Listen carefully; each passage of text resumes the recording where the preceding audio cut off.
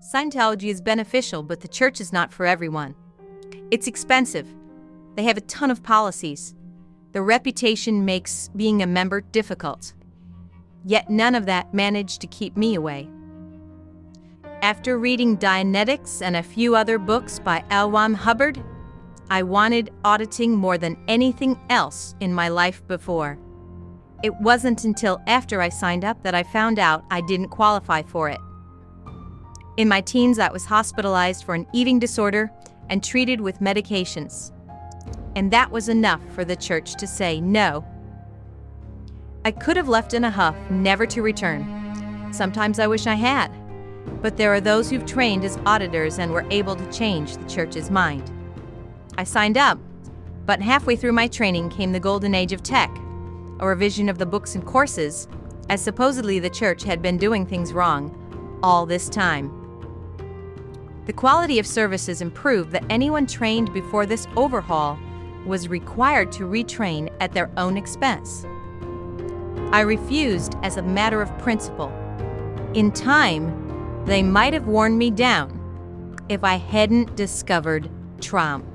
That stands for the Resolution of the Mind, developed by Dennis Stevens, a career Scientologist and friend of Hubbard's, as a way to achieve the stated goals of Scientology, but without the auditor or the church.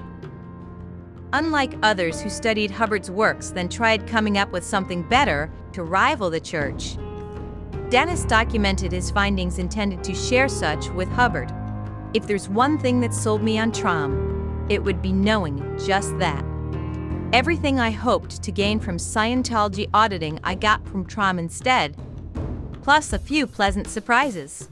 Now I pursue my spiritual freedom, but also enjoy the personal freedom a member of the church simply doesn't have. Scientologists are forbidden to practice TROM.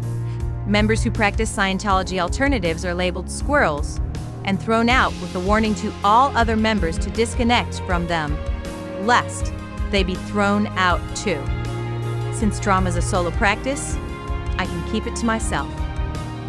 I don't want to make my friends and family have to choose between me and the church.